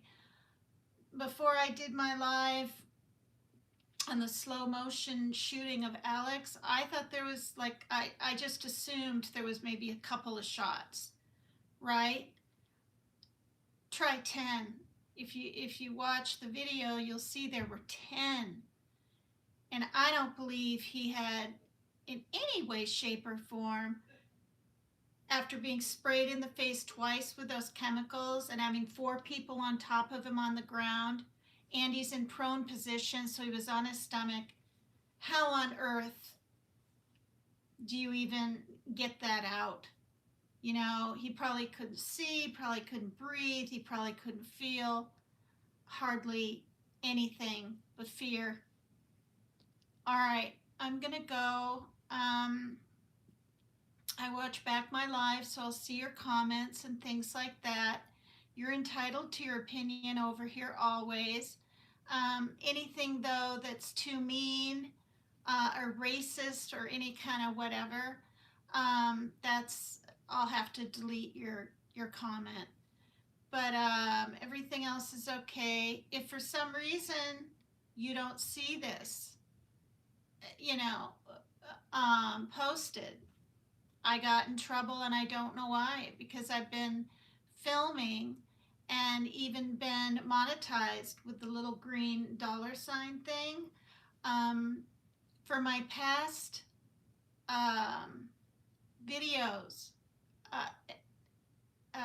MS Now, which I guess is a new name for MSNBC, although maybe that's separate. I've done all these different, only in the last few days. I don't just stream and make umpteen bucks from people for showing mayhem and chaos and fear. And honestly, if people want to do that out there, you creators, I'm trying to figure out what I want to do with if you creators out there want to do that kind of thing, that doesn't even bother me that much. I mean, it does, that people make money on other people's strife and tragedies, but when people are sitting in their cushy, warm places and putting protesters down and mocking and belittling and saying that protesting isn't going to do any good, and saying things like, and I heard this yesterday or the day before, all you people should have gotten out of bed and gone voted. Are you kidding? Are you kidding? How does this said creator out there, okay, Jesus, Dolly Vision, I just can't believe you. How do you sit there and say that? Do you know that they didn't vote? Do you know they didn't get out of bed? Do you know? I mean, I don't, God. So anyway, that was just a lot Okay, well, if you wanted a different outcome, you should have voted. Are you kidding?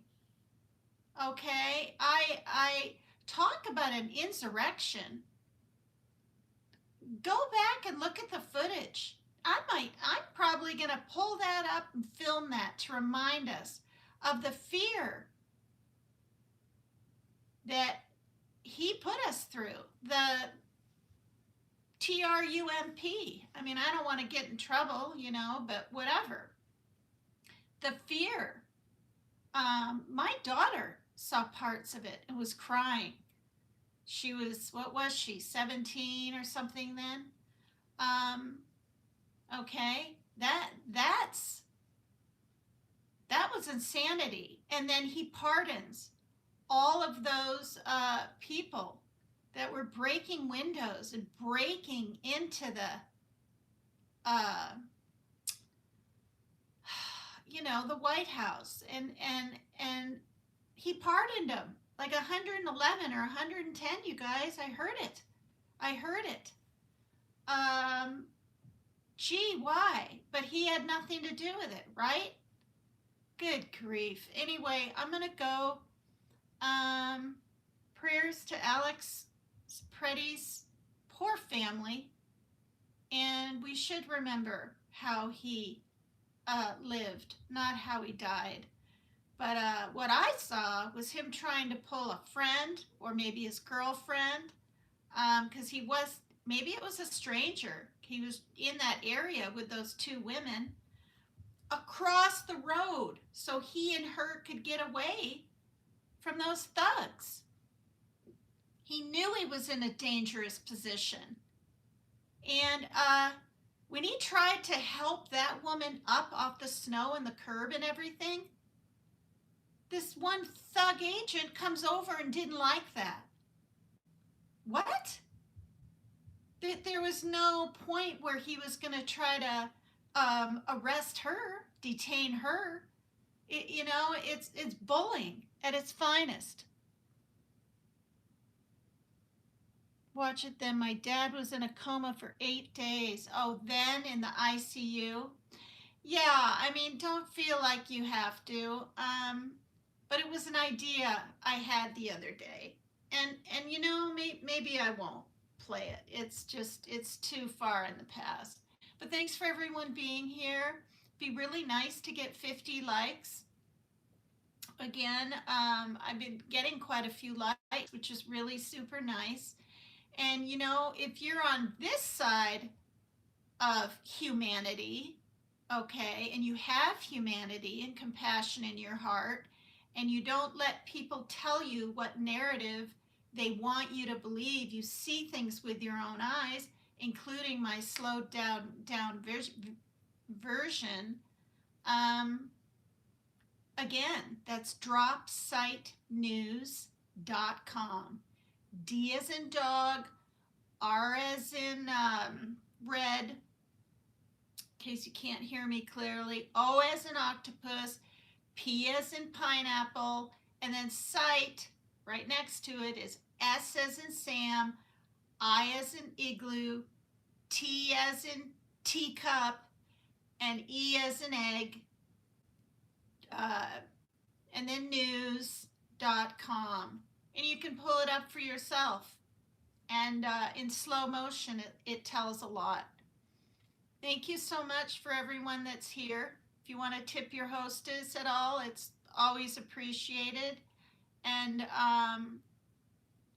honestly, needed, now and then.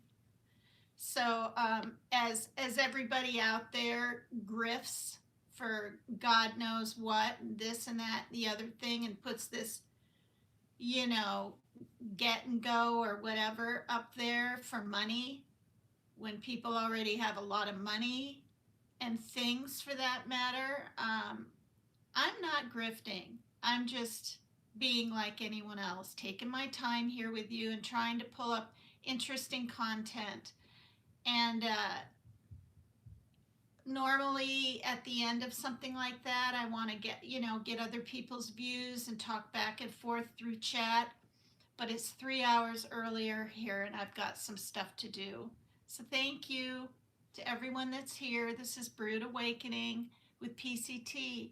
Thank you so much to all of you that just hung out in the bushes too, okay? All right, bye for now. Prayers for all the cities that are going through this, including Maine, these last 2 or 3 days. Supposedly there's a little Somalian community. Well, it's not that small. It's a few thousand. Now I can't remember the number, but anyway, in Maine, apparently Portland, Maine. So is that the capital? I'm going to look it up right now because I was going to look it up 2 days ago. But yeah. All right. Bye, everybody. Join me tomorrow if you're